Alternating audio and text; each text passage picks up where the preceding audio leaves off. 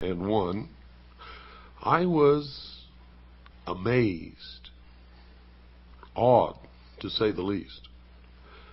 The entire scope of the movie was overpowering, and for most of the people of the world was completely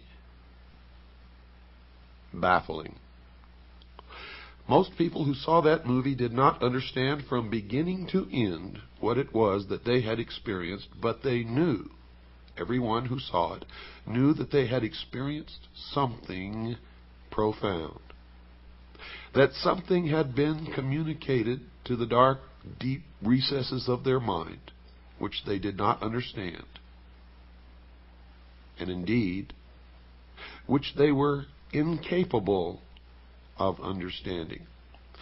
For you see, the movie was not meant for the profane, as most of us are called, by the adepts or the initiates or the priests of the mystery schools. For that movie was a message to those initiates who were well versed in the symbology and the mystery religion of an ancient religion that is practiced to this day in secret.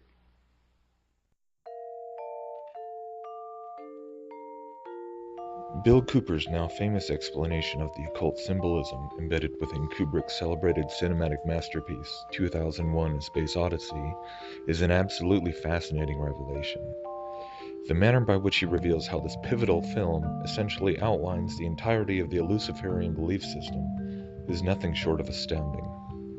Now, if you are familiar with this exposition, indeed with this broader concept of how the esoteric symbolism used by the so-called illumined ones can be encoded within a narrative that is shown to the unsuspecting masses, I would like for you to consider something. Consider this same underlying concept, only expanded, exponentially, beyond a singular film, beyond all Hollywood films and television put together, beyond the scope of even the 20th and 21st centuries. Consider this idea of Babylonian mysticism being written into the fabric of a technologically themed mythology as something which permeates virtually every facet of modern society. For indeed, mythology has long been a preferred vehicle of transmitting and cloaking such ancient Gnostic teachings, the stories and characters involved serving as archetypes for deeper esoteric themes and shadowy spiritual personalities. The fallen angels who rebelled with Lucifer and fell to earth have had their exploits and praises told and retold through countless ancient legends and mystical traditions, being regarded by the majority as nothing more than fictional myths and fairy tales, but regarded by the initiated as ancient truths and keys to the eventual fulfillment of that ancient Luciferian promise, "Ye shall be as gods." And truly this quest for the evolution into godhood has never died out. It has in fact only increased in fervor and resolve, being led through the centuries by these invisible entities who claim to lead the way to ascension, to enlightenment. We live in a world where the vast majority of people sincerely believe evolution to be a scientifically established fact, completely oblivious to the fact that this idea of the universe springing forth from an infinitely compacted singularity is one that traces back into the bowels of Greek Gnosticism, Eastern mysticism, and Kabbalistic occultism. It is a central component of Luciferian cosmology, repackaged into simplified atheistic form, fit for consumption by the unsuspecting masses. And so by the millions, blinded by the pseudoscientific veneer, humanity continues to look to the stars for answers, to gaze at the planets in lustful dreams of transcendent experience and boundless exploration.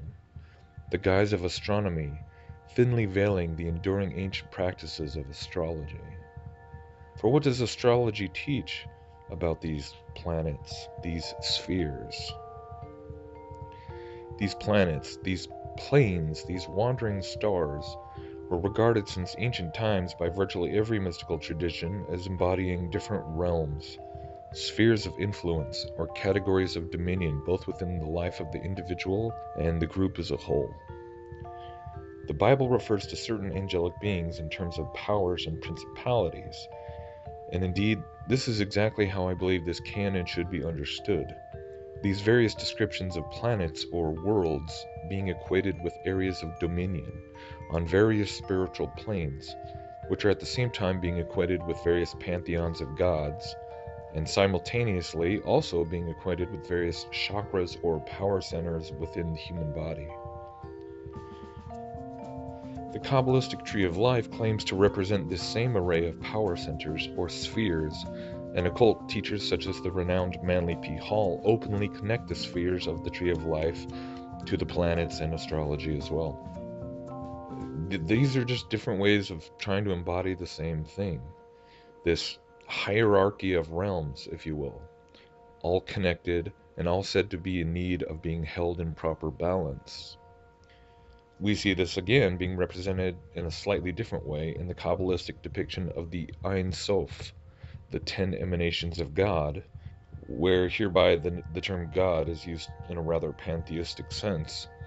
And so each emanation corresponds to a different dimension of reality, all connected, and all again said to be in balance with one another. Now, quickly turn and contemplate this in comparison to the early conceptions of the solar system as imagined by men like Copernicus and Kepler. Prior to Newton's mathematical derivations, or divinations, of elliptical orbits, the planets were regarded as existing in a number of concentric rings.